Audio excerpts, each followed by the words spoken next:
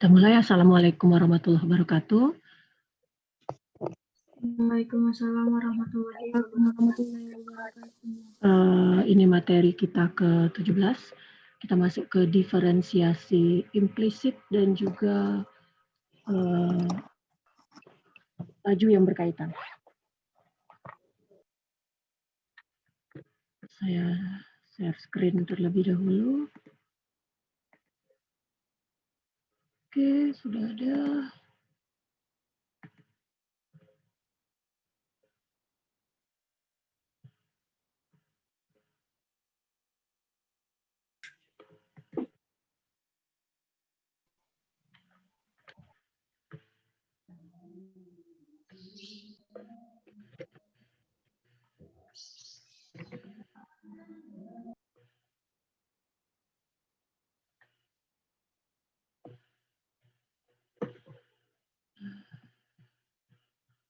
Sebentar.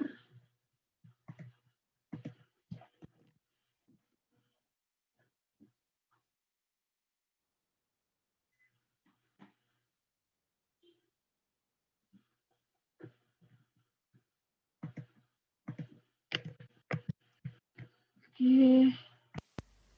Kita lihat. Pertama adalah diferensiasi implisit. Apa bedanya dengan diferensiasi biasa yang di awal-awal kita udah pelajari gitu ya. Kita lihat sama-sama di dalam bentuk ini ada persamaan ini, kita tidak bisa menyelesaikan untuk Y dalam X, ya kan? Nggak bisa kita. Kenapa? Karena ya itu tadi, antara kiri dan kanan itu bercampur posisinya. Kemudian ini ada pangkat 3, gitu gimana? Kita bisa menyelesaikan kalau bentuknya Y sama dengan, ya, Y sama dengan pangkat 1. Berarti bisa. Kalau sudah bentuk seperti ini, kita bisa menyelesaikan Y dalam X dengan menggunakan aturan-aturan turunan yang sudah kita pelajari sebelumnya. Jadi dalam hal kasus ini, ada tepat satu Y yang berhubungan untuk setiap X nih, seperti yang Ibu bilang tadi.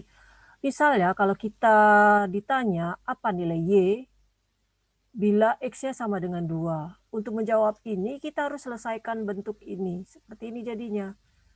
Jadi tentu saja Y sama dengan 1 pasti solusi. Dan ternyata memang Y sama dengan 1 cuma satu-satunya solusi ya kan. Jadi kalau 1 pangkat 3 ditambah 7 kali 1 ya 8 gitu. Cuma satu-satunya ini. Kalau X sama dengan 2, persamaan ini menunjukkan nilai Y-nya. Kita katakan persamaan itu mendefinisikan Y sebagai fungsi implisit dari X. Ya, jadi ini secara implisit menyatakan fungsi dari X. Mendefinisikan Y sebagai fungsi dari X. Kalau bentuk Y sama dengan AX plus B misalnya, ini fungsinya eksplisit. Karena secara tegas menyatakan Y sebagai fungsi dari X. Tapi kalau yang bentuknya seperti ini, Y pangkat 3 plus 7Y sama dengan X pangkat 3, kita tidak tahu yang mana kasusnya harus Y sama dengan gitu. Sehingga fungsi ini disebut fungsi tapi implisit dari X. Grafiknya digambar ini fungsinya. Ya, tuh. Tentu saja terlihat seperti grafik dari fungsi yang terdiferensiabel ya. Lihat ini semuanya ada nilainya. Elemen baru, ya ini kita tidak tahu, tidak memiliki persamaan dalam bentuk ini. Yang kita hendaki itu adalah bentuknya sama seperti ini untuk bisa kita cari turunannya. Menurut graf di sebelah kanan ini, kita asumsikan Y adalah beberapa fungsi yang tidak diketahui dari X. Jika kita notasikan dengan YX, kita bisa tulis bentuknya jadi seperti ini ya kan, Y pangkat 3 tambah 7YX. Jadi kita gantikan karena Y-nya terhadap X fungsinya. Itu ya. Meskipun kita tidak memiliki rumus untuk YX, kita bisa mendapatkan hubungan antara X, YX, dan Y aksen X dengan mendiferensiasikan kedua sisi dari persamaan terhadap X. Ingat kalau kita aturan rantai, nah ini kita punya aturan rantai ya kan turunannya masing-masing. Berarti ddx. Jadi kita kalau pakai diferensiasi implisit lebih disukai pakai rumus yang kayak gini. Pakai notasi Leibniz. Jadi ddx dari y pangkat 3 ditambah ddx 7y, ddx x pangkat 3. Turunan ini terhadap x ya berarti 3y kuadrat dy dx karena diturunkan terhadap x dari y. Kalau 7y berarti 7 saja dy dx. Jadi y itu diturunkan ya dy dx. Kemudian x pangkat 3 diturunkan terhadap dx ya hilang gitu, nggak ada. Karena dia dx per dx jadi ya kan, ini sebenarnya kan dx per dx. Ya habis 1 gitu. Jadi 3x kuadrat saja. Kita kumpulkanlah semua yang ada dy dx-nya. Kemudian dapatnya seperti ini. Inilah turunannya. Jadi dy dx melibatkan hanya untuk kedua x dan y. Jadi cara proses kita menyelesaikannya seperti itu. Kenyataan bahwa kadang-kadang itu mengganggu gitu ya. Kita mau menentukan slope di titik di mana kita tahu kedua koordinat ya, yaitu di 21. Kalau di 21 titiknya 6 per 5. 1 tadi adalah nilai y-nya. Kalau 2 tadi kan, kalau kita masukkan x-nya 2, 1 berarti turunannya di 6 per 5. Jadi slope-nya 6 per 5. Metode yang kita jelaskan ini tadi, tanpa menyelesaikan persamaannya menjadi bentuk y secara eksplisit terhadap x, itu dikatakan diferensiasi implisit. Gitu ya. Jadi gimana cara mendapatkan jawaban yang tepat? Gitu ya. Ini ada contoh yang kita bisa cek bahwa kita bisa, apakah yang kita selesaikan secara implisit itu sama aja nanti hasilnya kalau kita menyelesaikan secara eksplisit. Nah, ini ada contoh. Tentukan ini, solusi ini. Pertama, kita bisa selesaikan secara eksplisit, yaitu apa? Kita pisahkan, sehingga di sebelah kiri cuma ada Y, di sebelah kanan cuma ada X. Nah, gitu kan. Jadi dari bentuk ini kita kelompokkanlah dulu. Y-nya di dalam berarti tinggal 4x kuadrat min 3 ya kan, sama dengan x pangkat 3. Bagi sehingga tinggal jadi Y seperti ini. Kalau sudah seperti ini gimana caranya? Pakai rumus pembagian ya kan. Turunan rumus pembagian. Berarti V kuadrat, jadi U-nya adalah X pangkat 3 min 1, U aksennya adalah 3X kuadrat. V-nya adalah 4X kuadrat min 3, V aksennya adalah 8X. Ya kan? Nih. Jadi kita masukkan V kuadrat, V U aksen, kemudian min U V aksen. Dapatnya segini. Gak usah disederhanakan lagi, nggak bisa gitu ya. Oke, nah, itu cara satu, kita menyelesaikan secara eksplisit. Nah, sekarang cara kedua, gimana kalau kita selesaikannya secara implisit? Nah, kalau secara implisit, tadi ingat, kalau kita menyelesaikan secara implisit, artinya kedua-dua ruas kita turunkan terhadap X. Terhadap X ya. Jadi kita pakai terhadap X ininya. Jadi kita tulis formatnya, bentuknya seperti ini. Kemudian kita gunakan aturan perkalian. Jadi aturan perkalian tetap harus ada nih. Ini karena X kuadrat dengan Y ya kan. Berarti ini harus ada aturan perkalian. Aturan perkalian apa? UV sama dengan U aksen V plus UV aksen ya kan gitu. Jadi kita turunkan dulu terhadap Y 4X kuadrat dy dx. Karena kita turunkan terhadap Y dulu nih. Terhadap Y dulu berarti dy dx. Kalau diturunkan terhadap Y berarti dy dx. Kalau diturunkan terhadap X, dx dx tentu sama dengan 1. Sekarang sudah ini U ya, ini V aksennya. Nah, sekarang V-nya tetap kan? V turunan ini adalah 8X kuadrat. Kalau kita menurunkan terhadap X, gak usah kita tulis seperti ini juga gak apa-apa. Kalau mau ditulis dx per dx juga boleh. Karena 1 juga nantinya.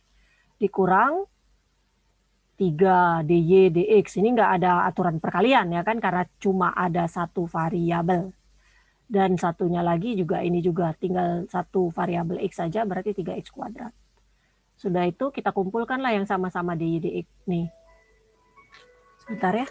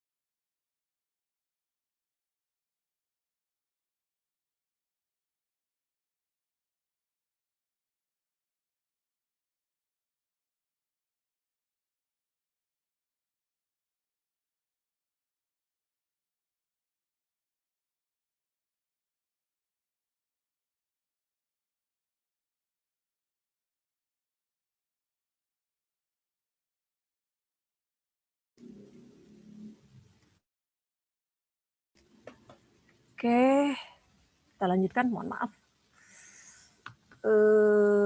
Nih tadi ya udah kita selesaikan. Kalau kita pakai ini tadi, kita kumpulkan DDX-nya. Kemudian kalau kita lihat dengan implisit, kelihatannya beda gitu ya. Dari pertama coba kamu perhatikan yang ini. Nih, beda ya, kelihatannya beda. Kelihatannya beda. Tapi salah satu hal yang pasti, jawaban yang diperoleh dari metode satu hanya melibatkan X saja. Kalau kamu lihat nih, dia ini semuanya sudah dalam X saja. Jadi Y dx sama dengan X saja. Tetapi di metode 2 ini masih bercampur antara X dan Y. Gitu ya. Jadi untuk mendapatkan jawaban yang sama, kita selesaikan untuk Y terhadap X. Jadi kita tahu nih kan, kalau dari bentuk persamaan kita tadi mana nih soalnya. Ya, nih, ini nah ini kan bentuk Y kita kan seperti ini. Substitusikanlah nilai Y ini, X pangkat 3 min 1 per 4X kuadrat min 3. Nih, ini tadi. Nah, substitusikan ke sini yang ada nilai Y-nya. Sehingga dia jadi seperti ini. Nih, disederhanakan lagi dan seterusnya. Ini 4X kuadrat min 3 turun ke bawah, akan sama jawabannya. Itu cara pembuktian. Artinya, menyelesaikan suatu persamaan baik secara implisit ataupun eksplisit akan tetap mendapatkan hasil yang sama. Ingat, cara menyelesaikan kalau secara implisit, kalau ternyata ada dua variabel seperti ini, maka hal yang kita lakukan adalah melakukan hasil kali. V aksen, jadi ini U, kalau V aksennya berarti DDX, V-nya berarti DXD. Ya. Kita menurunkannya terhadap X.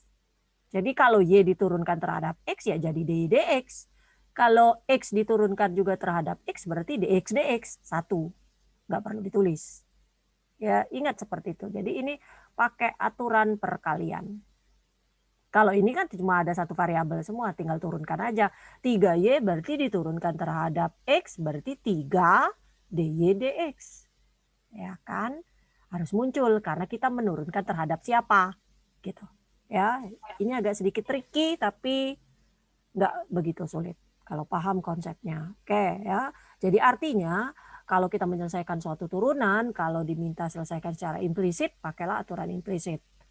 Tapi kalau kita diminta menyelesaikannya menggunakan aturan eksplisit, berarti kamu harus merubah bentuk persamaan itu sehingga menjadi Y sama dengan. Harus seperti itu. Kalau dengan eksplisit. Oke. Ini ada beberapa kesulitan. Kalau dalam persamaan X dan Y menentukan fungsi Y sama dengan Fx dan jika fungsi ini diferensiabel, maka metode diferensiasi implisit akan menghasilkan pernyataan yang benar untuk dx. Tapi ada dua if di sini, jikanya gitu ya. Kalau bentuk seperti ini, kalau kita ubah jadi Y sama dengan, jadi bentuknya seperti ini kan. Nah gitu. Dan Y sama dengan GX karena dia kuadrat gitu ya. Ada dua kan.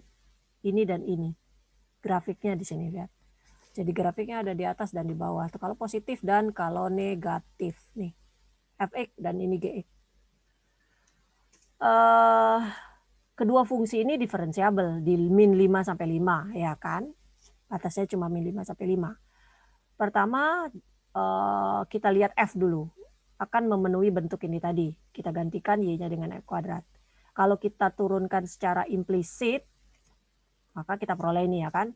2X, 2Fx, F aksen X. Boleh juga pakai notasi itu. Jadi X kuadrat plus Y kuadrat sama dengan 25. Itu bisa kita buat 2X, dx dx1 plus 2Y, Y aksen. Karena 2Y, dy dx sama dengan 0. Atau Y aksennya sama dengan ini adalah min 2X per 2Y ya kan. Bagi sehingga menjadi min X per Y atau min X per Fx. Nih, tuh. Similar treatment kalau kita lakukan hal yang sama di GX dapatnya adalah ini. G aksen X-nya berarti ini kenapa minusnya hilang.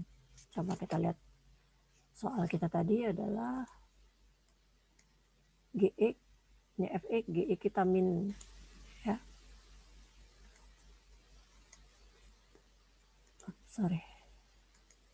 Ini fx, gx kalau kita ubah, kalau untuk gx ya sama juga gitu ya. Ini min ya harusnya. Ya min harusnya, kurang min ya. Untuk masalah praktis kita bisa peroleh dari kedua hasil ini secara simultan dengan mendiferensiasikan secara eksplisit terhadap ini. Jadi 2x plus 2y dy dx sama dengan 0, berarti dy dx-nya adalah min x per y. Kalau dia ini, oh ini ada minnya, min di sini ya. Oh makanya ini min jadi plus, benar ini. Dan dia akan jadi positif, akan bentuk yang di bawah kalau dia ternyata adalah ini. Ya. Nih.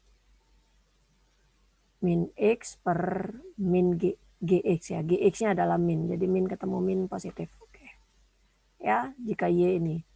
Atau ini positif, atau x per akar ini. Jadi secara alamiah hasilnya identik dengan hasil yang diperoleh di atas. Sama ya, ini jadi positif, ini negatif. Ya, begitu.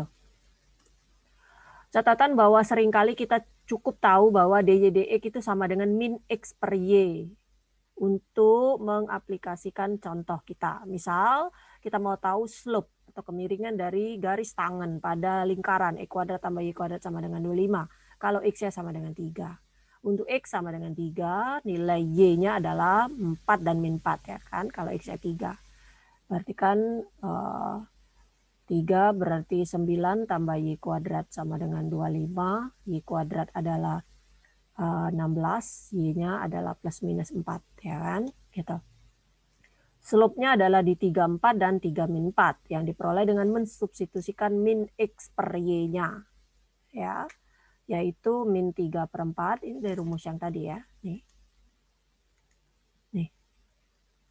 ya, min 3 per 4 dan 3 per 4. Kenapa pakai mencari gradien pakai rumus ini? Yaitu tadi dari konsep gradien di awal. Gradien itu kan turunan pertamanya. Turunan pertama sama dengan 0. Ya. Di turunan pertamanya. Jadi, bukan turunan pertama sama dengan 0, turunan pertamanya. Di titik tersebut. Jadi untuk melengkap untuk masalah yang lebih rumit, kita peroleh gini, bentuk ini akan menentukan banyak fungsi lainnya. Misal, kalau kita lihat fungsi H yang terdefinisi seperti ini, ya, dan 3 ini juga memenuhi bentuk ini karena x tambah h x kuadrat juga tetap 25.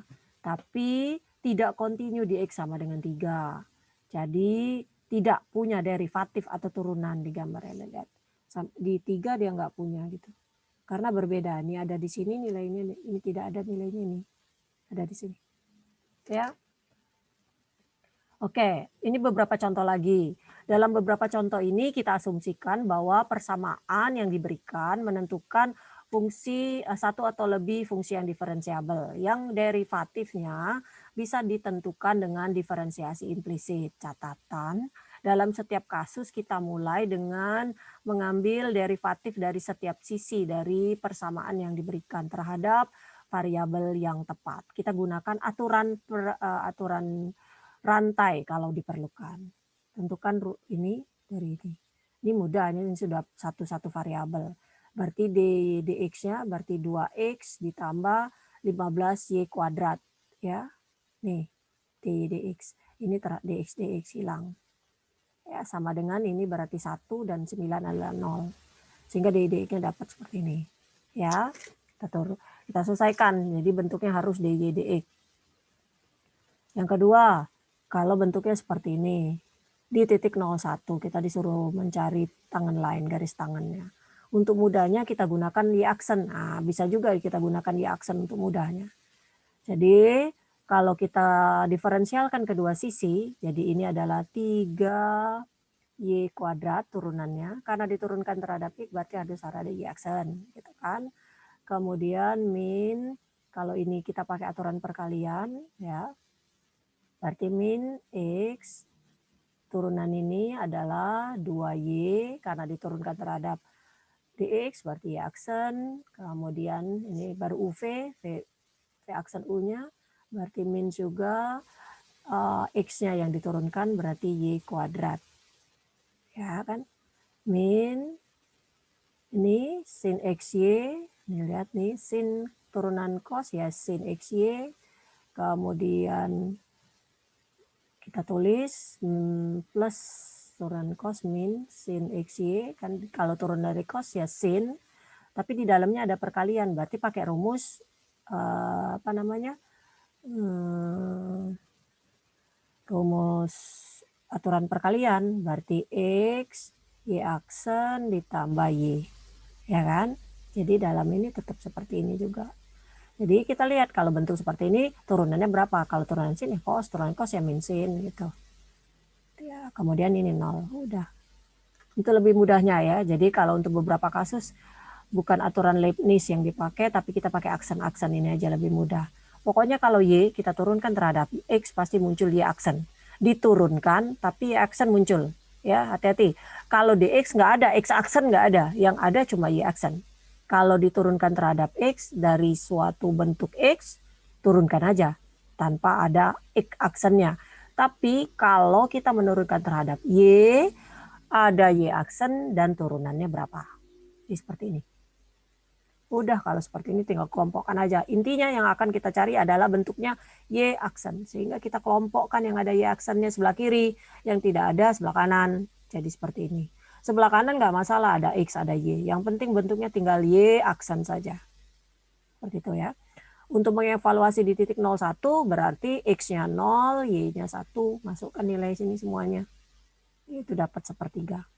Nah, itu 01 berarti kan 1 kuadrat ditambah 1 sin 0 kali 1 0 berarti per 3 kali 1 kuadrat dikurang 2 kali 1 kali 0 min 0 dikali sin 0. Ya, sin 0, 0, ini 0, ini 0, ini per 3, 1 per 3. Ya. Jadi persamaan, karena diminta mencari persamaan garis, ya persamaan garis, tangan lainnya ini, kita tahu kan, Y min apa Y1 sama dengan M X min X1 ya kan. M-nya kita sudah tahu tuh sepertiga, Y aksennya turunan pertamanya. Berarti Y min Y1-nya 1 sama dengan sepertiga X min 0. Atau nih. Ya, gitu. Kalau diminta persamaan. Jadi bab 0 itu sangat perlu sekali.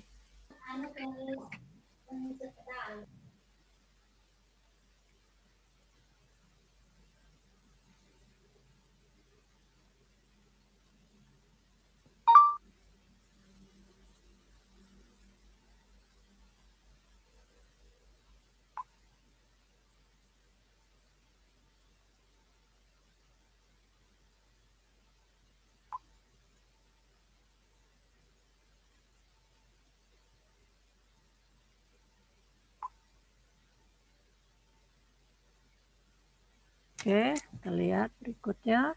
Pakai aturan pangkat. Kita sudah pelajari tadi bentuknya ini adalah ini, di mana N adalah integer yang non-zero. Sekarang kita perluas di kasus bila N-nya adalah bilangan rasional yang non-zero, yang tidak nol. Jadi kalau bilangan rasional yang tidak nol, maka turunannya tetap nih, Rx pangkat R-1. Jika R-nya bisa ditulis dalam suku yang paling rendah, yaitu R sama dengan P per Q, di mana Q-nya ganjil, maka dxx pangkat R adalah Rx pangkat R-1 untuk semua X. Ya. Nih. Jika ini bagaimana cari dxy? Dxy berarti turunan pertamanya. Kita gunakan teorema A, nih, power rule, dan kita gunakan aturan rantai, berarti 2 dxx pangkat 5 per 3, ya kan, kita tahu berarti 5 per 3 x pangkat 5 per 3 min 1, ditambah setengah, gitu ya, pakai aturan rantai tetap x kuadrat tambah x 1 setengah dikurang 1 dikali 2x. Ya, karena ini semua terhadap x ya langsung aja bisa seperti ini ya. Oke, ini ada latihannya. Misalnya tentukan fungsi yang diferensiabel dari bentuk ini dengan menggunakan diferensiasi implisit.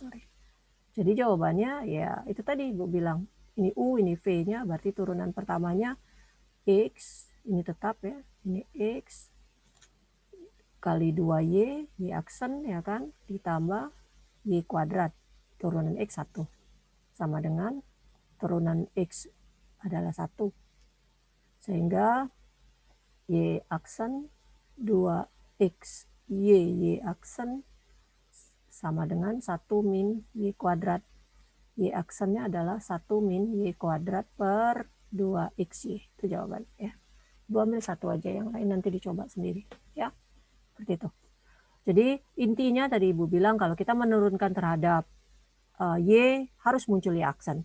Kalau kita menurunkan terhadap X tidak muncul X aksen, tapi tetap diturunkan. Jadi jangan lupa ini turunkan dulu 2Y turunannya karena bentuknya terhadap X harus muncul Y aksen. Kalau ini turunan terhadap X, turunannya adalah 1 hasilnya. Turunan terhadap X aksen nggak ada, yaitu 1. Jadi tulis saja Y kuadrat. Jadi kita menganggap Y kuadrat ini adalah sebagai konstanta kalau kita pakai aturan U kali V tadi. Ya, pakai aturan U kali V. Turunan U kali V maksudnya. Oke, yang kedua, nah ini ada lagi. Ini langsung aja ya kan 2X. Ini adalah nih. Berarti kalau kita turunkan terhadap Y dulu adalah 2X kuadrat Y aksen ya kan, turunan dari Y1 berarti Y aksen. Kemudian satunya lagi Y dikali 4X ya kan, ditambah 3X dikali Y aksen ditambah Y dikali 3 sama dengan 0. Sehingga kita kelompokkan nih, yang ada X aksennya adalah 2Y kuadrat plus Y aksen plus 3X Y aksen sama dengan kita pindahkan yang tidak ada Y aksennya ke kiri, yaitu min 2X, kemudian min 4XY diurutkan dari X ke Y dulu, min 3Y. Ya kan? Atau Y aksennya adalah 2X kuadrat plus 3X sama dengan min 2X, min 4XY, min 3Y. Sehingga Y aksen kita adalah min 2X, min 4XY, min 3Y per 2X kuadrat plus 3X. Ya, seperti itu. Oke, kita lihat yang berikutnya adalah laju yang berkaitan. Jika variabel Y bergantung pada waktu T, turunan pertama dy dt-nya disebut rate ya, rate laju ya, rate laju dari perubahan waktu. Ya. Tentu saja jika Y menunjukkan jarak, maka laju perubahan waktu juga disebut velocity. Ya. Kita tertarik pada beragam laju dari waktu. Laju di mana air mengalir ke bucket, ke ember. Laju dari di mana luas dari minyak, tumpahan minyak itu berkembang atau meluas. Laju di mana nilai dari lempengan nilai dari bangunan real estate itu naik dan selanjutnya dan lain-lain. Jika Y secara eksplisit dinyatakan dalam T, masalahnya simple. Kita tinggal diferensiasikan, kita tinggal cari turunannya, kemudian kita evaluasi turunannya di waktu yang diperlukan. Tapi selain kita tahu Y-nya secara eksplisit dalam istilah T, kita tahu juga hubungan yang menghubungkan Y dan variabel X lainnya. Dan kita juga tahu mengenai dx dt. Kita biasanya mampu menentukan dy dt karena dy dt dan dx dt adalah laju yang berkaitan. Ya, jadi dy dt dengan dx dt itu laju yang berkaitan. Biasanya perlu diferensiasi implisitnya. Ini ada dua contoh yang sederhana. Ada balon dilepaskan di titik pada sejauh 150 kaki dari observernya, dari yang pengamatnya yang berada di ground atau permukaan tanah. Jika balon dilepaskan naik ke atas pada laju 8 feet, 8 kaki per detik, gitu ya. seberapa cepat jarak dari observernya ke balon. Itu naik bila balonnya jadi 50 kaki gitu ya. Jadi ini 4, 8, T-nya 16 gitu ya. Kita lihat misalnya T menunjukkan jumlah detik setelah balon dilepaskan. Ya. H menunjukkan tinggi balon. Dan S adalah jarak ya dari observer, dari yang ngamati. Ya, ini S-nya. Ini S, ini H. Gitu ya. Kan berubah-ubah dia ya. Setelah detik keberapanya. H dan S itu adalah variabel yang bergantung pada T. Lihat, karena berubah-berubah bentuk segitiganya. Akan tetapi dasar dari segitiga, alas dari segitiga ini alasnya, yaitu tetap tidak berubah walaupun T-nya berubah, ya kan, naik. Gambar 2 ini menunjukkan kuantitas kunci dari diagram sederhananya. Jadi ini 150 tetap. Sebelum melanjutkan lebih jauh bahasan, kita ambil tema yang sudah dijelaskan sebelumnya, yaitu mengestimasi jawaban. Catatan bahwa biasanya S berubah, gitu ya. DSDT-nya selalu S itu hardly changes, jadi susah untuk berubah. Tapi S bisa berubah mengenai seberapa cepat H-nya berubah. Jadi seberapa cepat H berubah ini bisa juga berubah. Jadi DSDT yaitu DHDT sama dengan 8. Ya. Estimasi untuk DSDT bila H sama dengan 50 bisa kira-kira sepertiga atau setengah dari DHDT atau tiganya. Ya, kira-kira seperti itu. Jika kita mendapatkan jawaban yang cukup jauh dari nilai 3 tadi, kita tahu kita sebenarnya ada salah ngitung. Misal jawabannya misalnya ada 17 atau bahkan 7, itu jelas salah. Jadi kita lanjutkan dengan mendapatkan jawaban secara eksak. Kalau tadi estimasi aja, kalau eksak berarti tepat gitu ya. Untuk penegasan, kita harus menjawab 3 pertanyaan ini. Apa jawabannya? Jawabannya DHDT-nya harus 8 gitu ya. Jadi DHDT dari bentuk itu, ini DHDT-nya adalah 8. Ya. DHDT 8, apakah kita mau tahu? Iya, kita mau tahu DSDT-nya. Jadi perubahan jarak terhadap waktunya, ini perubahan tinggi balon yang dilepaskan terhadap waktu gitu di instan. Pada instan ini bahasa Indonesia lupa Ibu ya. Jadi kita mau tahu DSDT-nya bila H-nya sama dengan 50. Apakah S dan H berhubungan? Jawabannya variabel S dan H berubah terhadap waktu, yaitu merupakan fungsi implisit dari T. Tapi mereka selalu berhubungan. Kalau kita lihat gambar ini, kita pakai aja persamaan Pitagoras gitu ya kan, yaitu S kuadrat sama dengan H kuadrat ditambah 150 kuadrat gitu. Kalau kita diferensialkan secara implisit terhadap T dan kita gunakan aturan rantai, berarti kita dapat nih 2S DSDT plus 2H DHDT. Ini karena konstanta nggak ada, karena kita menurunkan terhadap T. Atau S DSDT sama dengan H DHDT bentuknya. Gitu ya. Jadi kita lihat bila hanya sama dengan 50. Kalau dari rumus Pitagoras kita tahu saat H50 S-nya adalah seperti ini. Kalau kita pakai rumusnya langsung, yaitu tadi S kuadrat tambah S kuadrat sama dengan H kuadrat ditambah 150 kuadrat. Berarti S adalah akar H kuadrat plus 150 kuadrat ya.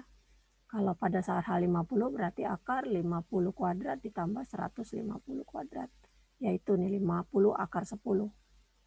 Kalau kita substitusikan S DSDT sama dengan H DHDT tadi, ya kita dapat nih S-nya udah ada 50 akar 10 DSDT sama dengan 50 DHDT-nya 8, tadi udah diketahui ya.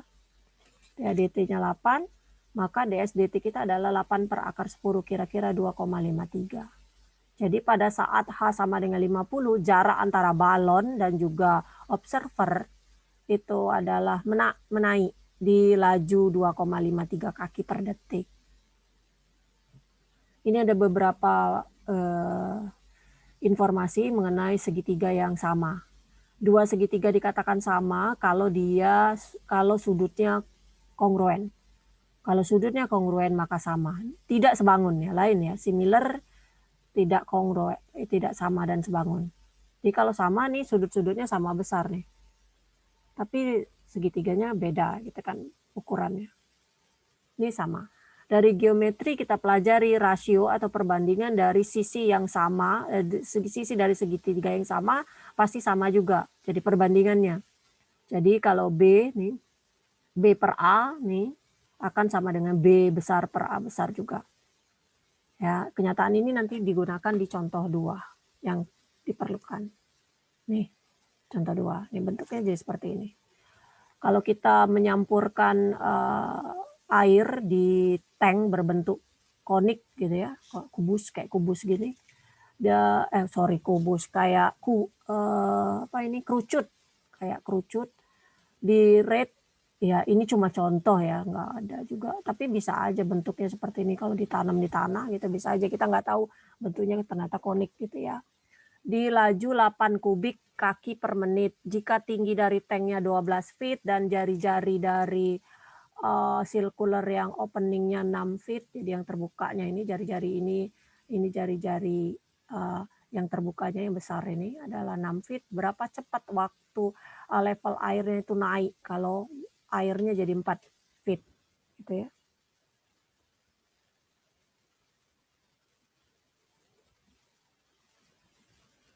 Oke, kemudian kita lihat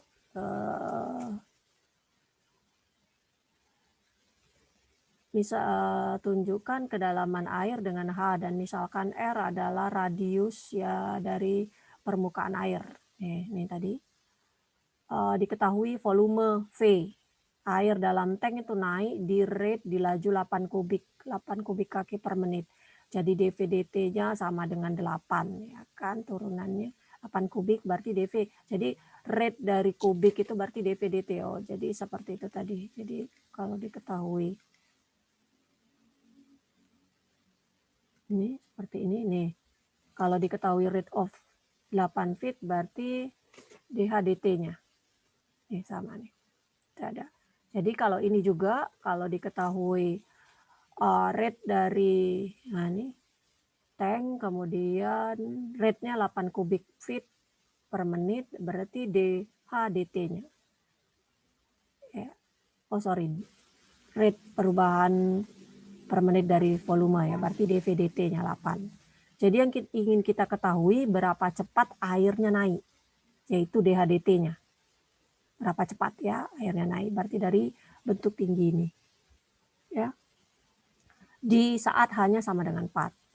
Untuk mendapatkan jawaban persamaan yang berhubungan dengan V dan H, kita diferensialkan menjadi untuk mendapatkan hubungan antara dV/dt dan dH/dt.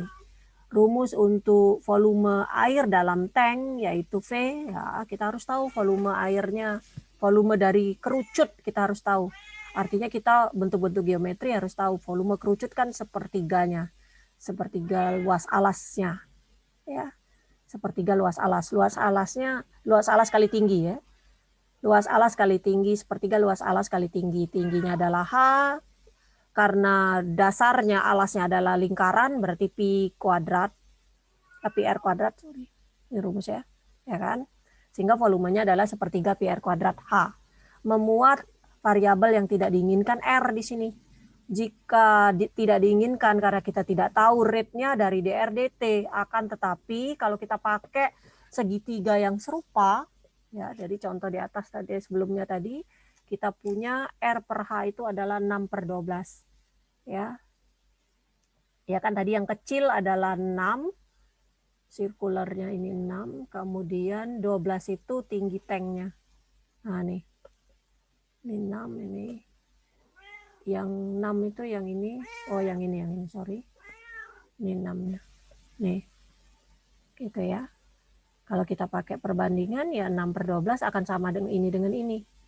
Jadi kita dapat 6/12 ya, perbandingannya R dengan H ya. Jadi R per H adalah 6/12, berarti R itu adalah nih R yang kita cari itu R-nya ini nih. R-nya itu adalah H per 2 gitu ya. Jadi ini per ini sama dengan ini per ini. Ya, ini H. Ya kan? R per H sama dengan 6/12. Berarti R sendiri adalah H per 12 kalau kita buat. Nih. Kalau kita substitusikan V ini ke bentuk ini yang sudah kita peroleh, jadi bentuknya menjadi nih. Nah, ini. Sekarang kita diferensialkan secara implisit terhadap T. Ya, harus kita ingat bahwa V dan H itu bergantung pada T. Tadi kan rate-nya, rate volume airnya gitu. Pada saat H-nya berapa. Jadi dV/dt berarti kita turunkan terhadap nih 3pi H kuadrat per 12 dH dt ya kan. Lihat ya dV/dt. Oh, kalau kita turunkan ini karena HH jadi pangkat 3 ya kita turunkan aja sudah 1 ini tinggal terhadap dH dt. Gak ada variabel lainnya. Pi adalah angka. Sehingga kita sederhanakan menjadi pi H kuadrat per 4 dH dt. Udah bentuk ini. Sekarang kita udah tahu nih hubungan antara dV/dt dan dH dt. dV/dt udah ada, ini dH dt. Kalau kita lihat situasinya pada saat H sama dengan 4, kita substitusikan H sama dengan 4 di sini. Berarti pi 4 kuadrat per 4, jadi pi 4pi. Ya, 4pi dH dt. Ya. Dan dV/dt-nya adalah 8, sudah diketahui. Nah, berarti dH dt-nya 2 per H. Jadi kalau kita udah tahu dV/dt-nya 8, kemudian ini adalah 4pi dH dt, gitu. dH dt, maka dH dt kita adalah 8 per 4pi atau 2 per pi, ya, gitu. Cari pi-nya pi-nya adalah 3,14. Jadi pada saat kedalaman air 4 kaki, level air itu naik menjadi 0,637 kaki per menit. Ya. Jadi contoh tadi, kalau kita pikirkan mengenai contoh 2 sejenak, kita menyadari bahwa level air akan naik lebih lambat kalau waktunya naik juga. Misal pada saat H sama dengan 10, kita kembali lagi persamaan tadi, itu menjadi 0,102. Gitu ya. Apa yang kita katakan bahwa akselerasinya adalah negatif turunan keduanya. Kita bisa hitung ini dH dt, kalau kita ubah ke sini, ya kita implisitkan lagi, kita cari turunan keduanya untuk mendapatkan akselerasinya, maka ini jadi 0, kemudian H kuadrat D kuadrat H dt kuadrat, ya, per dH dt, 2H dH dt. Gitu ya turunannya. Ya, jadi ada 2 dH dt yang kita turunkan dengan tidak.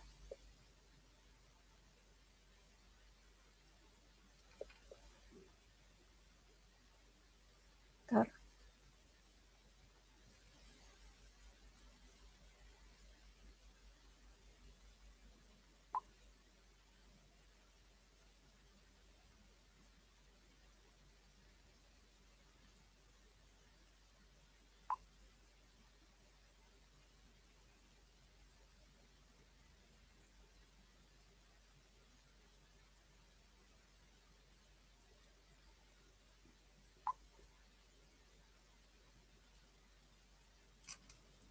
Oke, berikutnya yang negatif ya kan, kalau kita lihat ini bentuknya.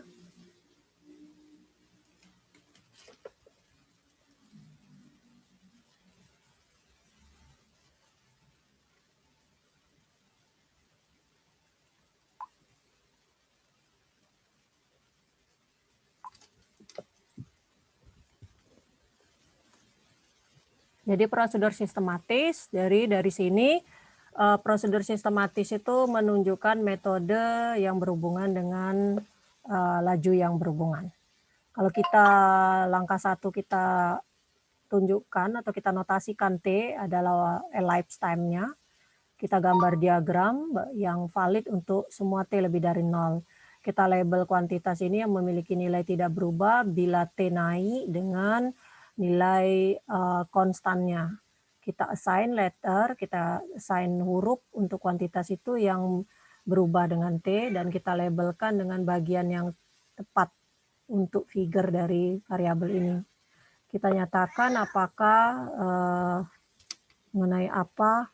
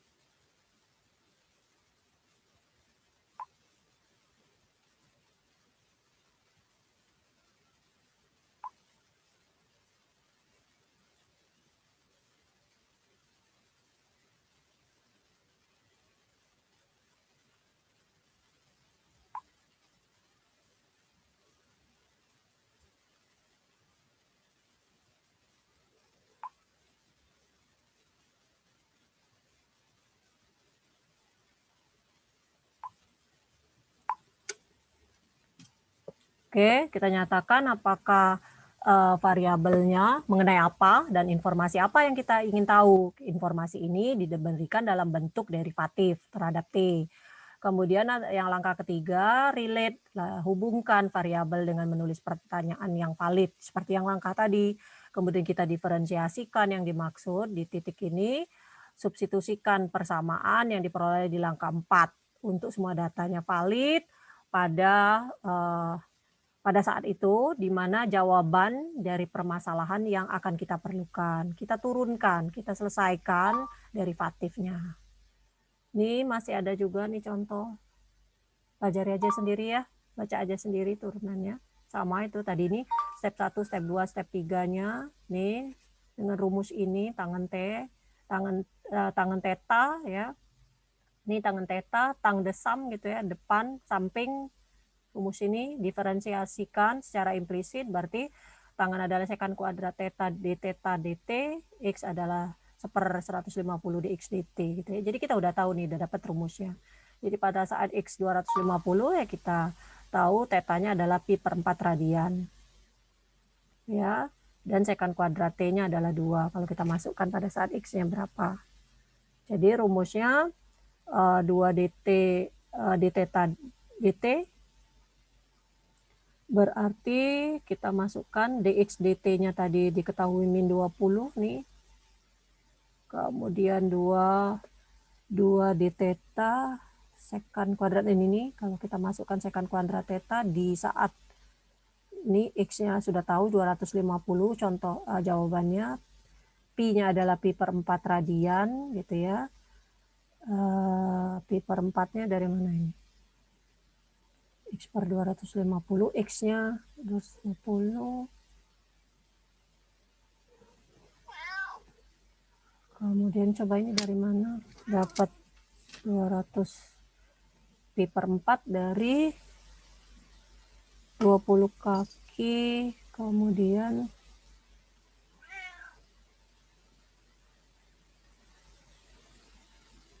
tetanya. Tapi kalau dari bentuk seperti ini kita udah tahu sih sebenarnya tetanya adalah 45 enggak? Kenapa dia tahu 45 ya?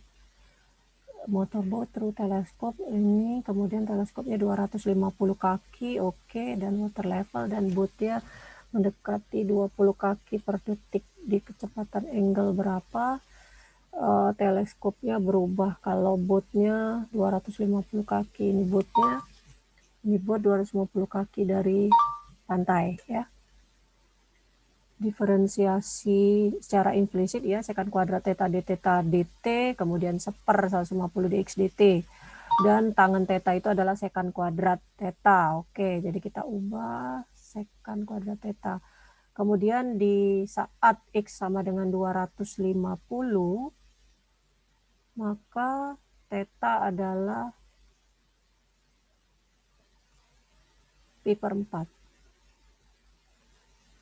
Kalau ini tangen ini, oh ya, jadi tangen theta, oke sorry. Tangen theta adalah pada saat X sama dengan 250, berarti 250 per 250 adalah 1.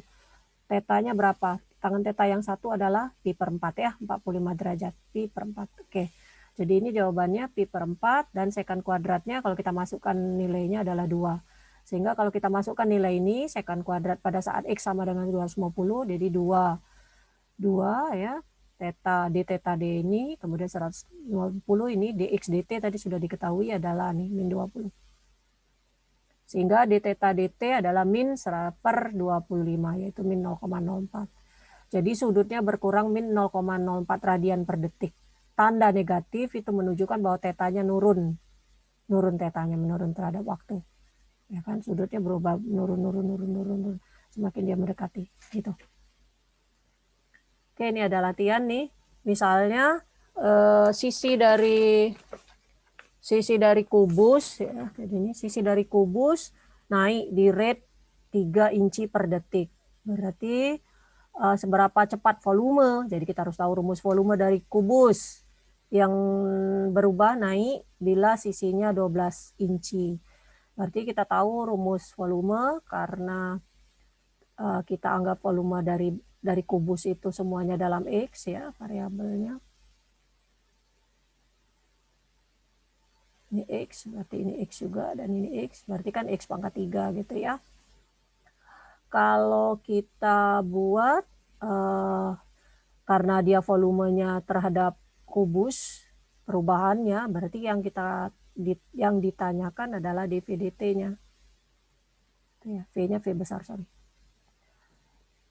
Kita ketahui juga rate-nya 3 inci per detik, yaitu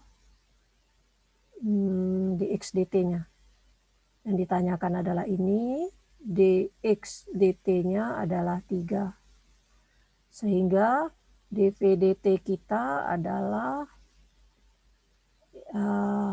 dv dx dt ya kan, gitu rumusnya kalau menurut aturan rantai. Sehingga ini kalau kita turunkan, dv dx adalah berapa? Karena kita mau mencarinya terhadap T, ya, jadi kita tinggal pakai rumus ini atau pakai aturan rantai lah kalau Ibu bilangnya seperti itu. Kalau yang karena mau dicari terhadap ini sedangkan bentuknya seperti ini, ya berarti dV, kalau dV diturunkan terhadap T, ya berarti dV dt. Kemudian ini diturunkan dulu adalah 3x kuadrat dx dt, gitu ya. Ya, dV dt-nya berapa? 3x kuadrat 3x kuadrat, kemudian dx dt-nya diketahui 3, yaitu 9x kuadrat. Kalau dia pada saat 12, berarti 9 dikali 12 kuadrat. Berapa itu? Cari 12, 9, 6. Gitu. Ya. Jadi kita lihat bentuk apa yang diketahui, kita posisikan, kita gambarkan. Kalau volume, berarti ini hubungannya dengan diferensial implisit, berarti yang ditanya karena perubahan terhadap waktu, berarti dV dt. dV dt ya berarti kalau kita diferensiasikan secara implisit masing-masing ruas, berarti dV turunan V itu 1, dV dt-nya berarti dV dt tinggal, kemudian 3x kuadrat, kalau diturunkan karena diturunkan terhadap T juga, berarti dx dt. dx dt-nya udah diketahui 3, tinggal kita masukkan nilainya. Ada banyak contoh lagi, dilihat lagi sendiri. Oke, itu aja materi dari Ibu. Nanti dibaca ulang, dilihat ulang materinya. Oke, ya mohon maaf Ibu agak terburu-buru sedikit. Ibu print screen dulu.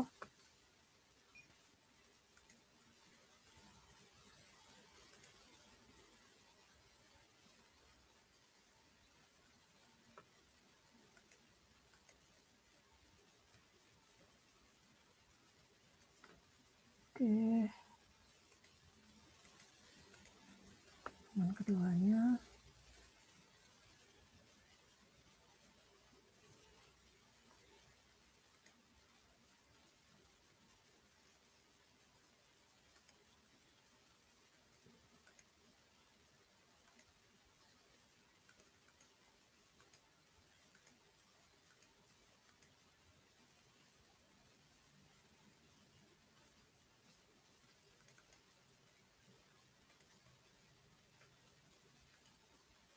Ke 2020 kalkulus pertemuan daftar hadir pertemuan ke-17. Oke. Oke, cukup sekian materi dari Ibu ya pada pagi hari ini. Ibu tutup. Assalamualaikum warahmatullahi wabarakatuh. Waalaikumsalam warahmatullahi wabarakatuh. Terima kasih.